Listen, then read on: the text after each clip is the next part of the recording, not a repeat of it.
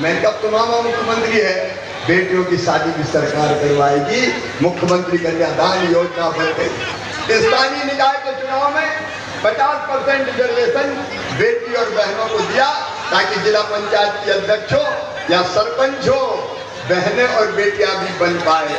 अगर ये आरक्षण नहीं देता तो बताओ बहनों और भाइयों, बेटियों को बहनों को कोई चुनाव लड़ने देता क्या? साफ कहते मैं लड़ूंगा, घर बैठ रोटी बना, 50 आदमी यहाँ रहे, लेकिन मैंने धारा समय की बदल दी। आज इस सीट पे केवल बहन और बेटी लड़ेगी और सरपंच। नौगांव नगर में पधारे प्रदेश के मुखिया श्री शिवराज सिंह चौहान जी। मैं पत्रकार अंजुल त्रिपाठी। पुलिस में 30% बेटियों की भर्ती हो, यह अभियान मैंने चलाया, नहीं तो पुलिस में बेटियां दिखती नहीं थी। हमने एक काम और किया बहनों और भाइयों, अगर किसी मकान खरीदना है, दुकान खरीदना है, खेत खरीदना है, संपत्ति खरीदना है, तो भाई के नाम पे खरीदोगे तो रजिस्ट्री का पैसा ज्यादा लगेगा, और बेटी बहन के नाम खरीदोगे तो केवल 1% लगेगा। स्टाम्प शुल्क 1%।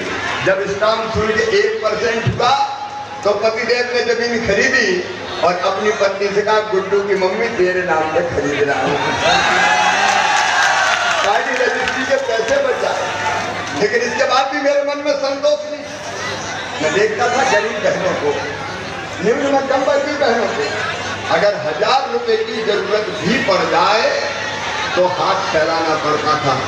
बेटा बेटी कहे, मम्मी मुझे फ्राक दिला दो, मुझे कपड़ा दिला दो, तो मम्मी के पास पैसा नहीं होते थे। मम्मी की आत्मा दुखती थी, किताब मांग ले पैसा नहीं होते थे। बीमार हो जाए 100, 200, 500 की दवाई खरीदना हो, बाद में पैसा नहीं होता था।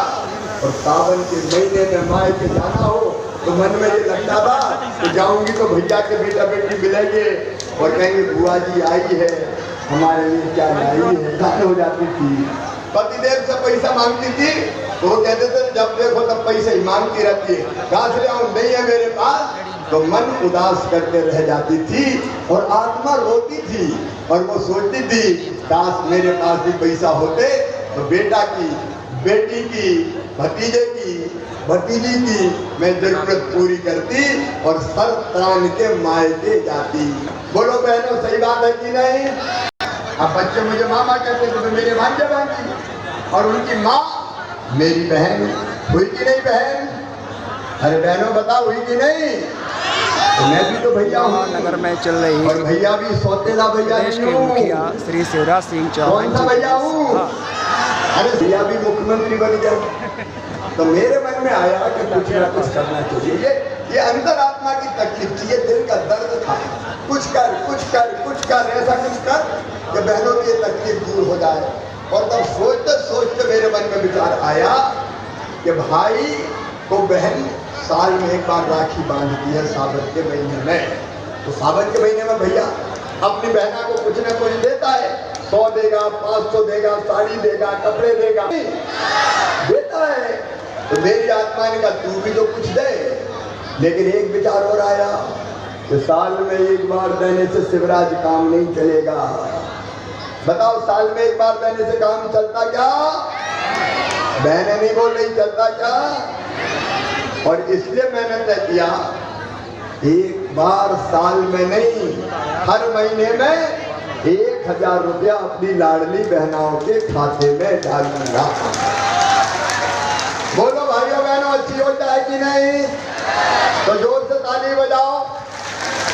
अब एक बात ध्यान रखना कि पैसा आत्मसम्मान बढ़ाता है, पैसा विश्वास बढ़ाता है। सही बात है कि नहीं?